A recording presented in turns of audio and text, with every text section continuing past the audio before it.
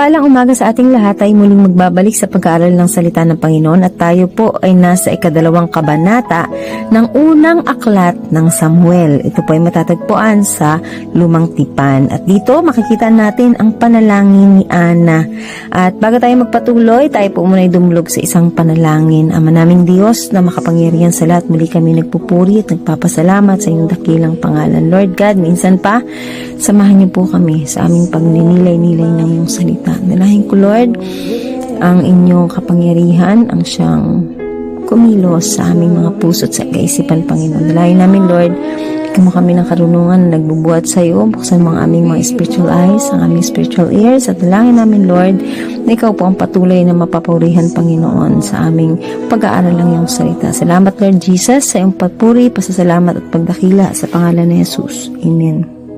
Verse 1, ganito ang naging panalangin ni Ana. Pinupuri kita, Yahweh, dahil sa iyong kaloob sa akin. Aking mga kaaway ngayon aking pinagtatawanan sapagkat iniligtas mo ako sa lubos na kahihiyan.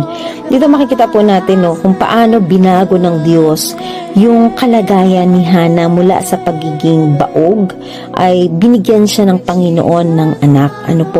At dito sa verse na to, hindi lang siya basta masaya, kundi pinatututuhanan niya yung ginawa ng Diyos na pagbabago sa kanyang buhay mula sa kahihiyan tungo sa tagumpay. Dito makikita po talaga natin na yung ating kahinaan ngayon, kapag iyan ay sinurrender natin sa Panginoon, yan po ay nagiging napakagandang testimony or patutuo. Verse 2 sabi dito, si Yahweh lamang ang banal, wala siyang katulad, walang ibang tagapagtanggol liban sa ating Diyos. Dito po itinangi ni Hana ang Panginoon. Talagang sinabi niya walang katulad ang Diyos, Ito ay isang banal na pagkilala, banal na pagdakila sa ating Panginoon. Verse 3, walang maaaring magyabang sa iyo, Yahweh, walang maaaring maghambog sapagkat alam mo ang lahat ng bagay. Ikaw ang hahatol sa lahat ng ginagawa ng tao.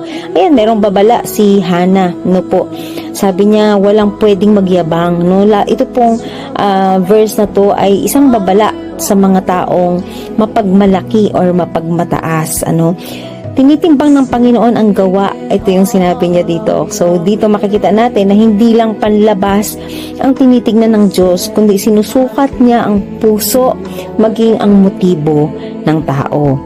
Ginagapi mo ang mga makapangyarihan at pinapalakas ninyo ang mahihina. Kaya't ang dating mayayaman ay nagpapaupa para may makain. Masagana ngayon ang dating maralita. Nagsilang ng 7 ang dating baog at ang maraming anak ngayon nalulungkot. Ikaw, O Yahweh, ay ang may kapangyarihang magbigay o bumawi ng buhay.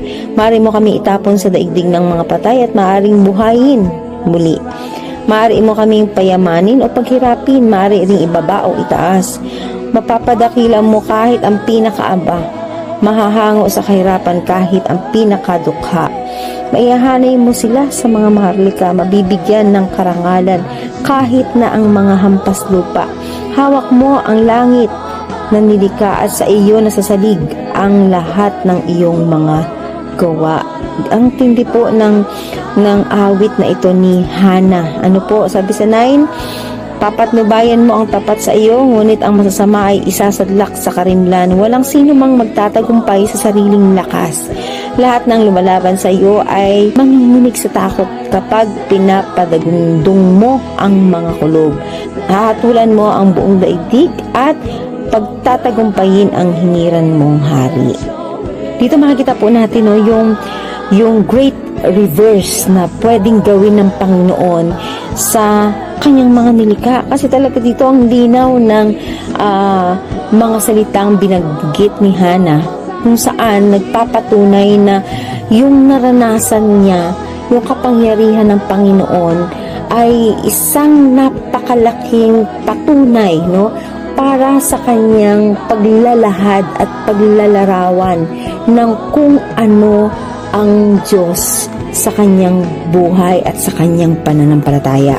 Kung saan talaga dito nakita niya yung mga malalakas, pwedeng pahinain ng Panginoon, yung mga mahihina, pwedeng palakasin ng Diyos, yung mga busog, pwede silang magutom, o yung mga gutom, binubusog sila ng Panginoon. Yung mga baog, pwede silang magkaanak sa tulong ng Panginoon. Yung mga mayayaman, pwede silang maghirap, at yung mahihirap, itataas sila ng Panginoon. So, ganun katindi yung pagkilala ni Hana sa ating Panginoon. Ito po ay patunay din na ang Diyos ay expert, no, pagdating sa pagbabago ng sitwasyon ng isang tao na kung saan tingin mo napaka-imposible kasi ito yung kalagayan ko ito na ako no, pero sa Panginoon kaya niya pa rin baguhin yung sitwasyon mo. Kaya napakabuti ng Panginoon, no, kailangan nating maniwala, manampalataya at umasa sa kanyang pag-ibig kasi siya lang talaga yung pwede na magpabago ng ating buhay. 11. Si Elkanah at ang buo niyang sambahayan ay umuwi sa Rama, ngunit iniwan nila si Samuel upang maglingkod kay Yahweh sa pangangasiwa ng paring si Eli. Ang dalawang anak ni Eli ay parehong taga lapastangan, no, at walang takot kay Yahweh. So dito makikita po natin, no, na dinescribe yung anak dito ni Eli, no, sila yung mga masasama, mga swail, no. Kaya kahit na makikita natin dito may posisyon sila, no, sa templo, hindi yun yung na-highlight, no, kundi yung kanilang ugali, no, ang kanilang mga hindi magagandang ugali yung nakita dito sa bagay na to, no? Kaya yung posisyon, hindi nila matatakpan kung ano yung totoong laman ng puso mo o gawi mo, no? Kaya dito sabi nga, although sila ay mga pari, no, pero wala silang relasyon sa Diyos, no? Makikita po talaga sa way ng ating pamumuhay kung totoo yung ating relasyon sa Panginoon. 13. Wala rin silang galang sa regulasyon ng pagkapari. Tuwing may maghahandog, pinapupunta nila ang kanilang mga katulong habang pinapakuluan pa lang ang karne. May dala silang malaking tinidor na may 3 ngipin at itinutusok sa loob ng malaking kaldero o palayok. Lahat ng matusok na sumama sa tinidor ay tinuturi na nila para sa pari. Ginagawa nila ito tuwing maghahandog sa Shilo ang mga Israelita. Hindi lamang iyon, bago pa maihandog ang taba ng karne, nilalapitan na ng mga katulong ang mga naghahandog at sinasabi, hilaw na karne ang ibibigay ninyo sa pari. Hindi niya kukunin kapag luto na ang ibibigay ninyo. Hilaw ang gusto niya upang maiihaw niya ito. Kapag sinabi ng mga naghahandog na hintayin munang maialay ang taba bago sila kumuha hanggang gusto nila, ganito ang kanilang sinasabi, hindi maaari. Bigyan na ninyo kami, kung hindi aagawin namin yan sa inyo. So dito talaga makikita natin yung pang-aabuso, no, sa handog ng Panginoon.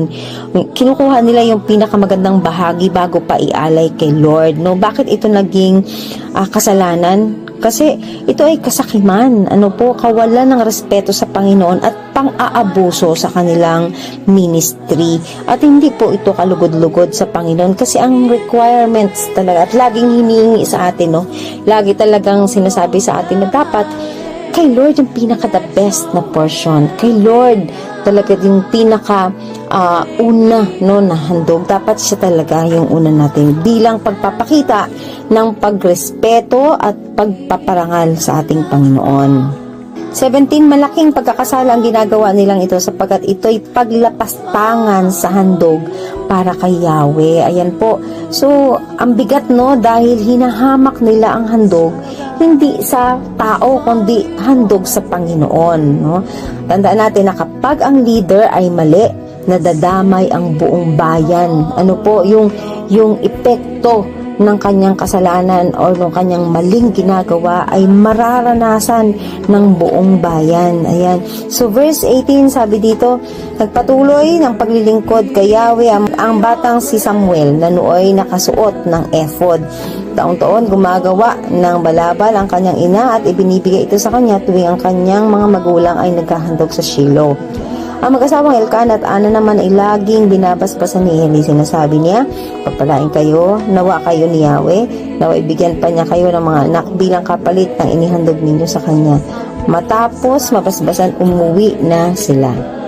Nagkatotoo ang sinabi sa kanya ni Eli, si Ana ay pinagpala ni Yahweh, at pagkalipas ng ilang taon siya ay nanganak pa ng 3 lalaki at 2 babae. Samantala, lumaki naman si Samuel sa paglilingkod kay Yahweh. So dito nakita natin ano po yung naglilingkod, no? Kahit bata pa, ginagawa na ito ni Samuel, no? At hindi lang siya basta naglingkod, kundi tapat na naglilingkod sa Panginoon. Kaya talagang makikita po natin, at bukod doon makikita din natin dito yung buhay ni Hana at saka ni Elkanah, na dahil sa binigay nila kay Lord yung bunga ng kanilang panalangin, yung mahal sa kanila, yung precious sa kanilang puso, yung alam niyo yung the best para sa kanilang puso, inalay nila yun kay Lord.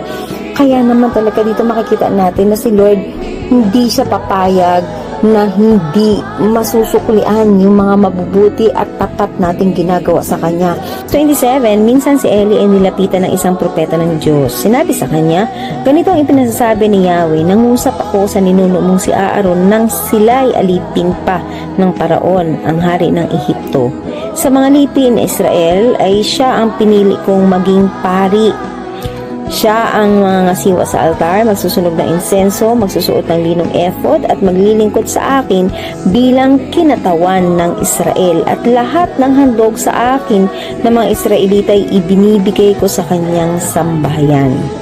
Bakit ninyo pinagnanasaang maangkin ang mga alay at handog sa akin? Mas iginagalang mo pa yata ang iyong mga anak kaysa sa akin.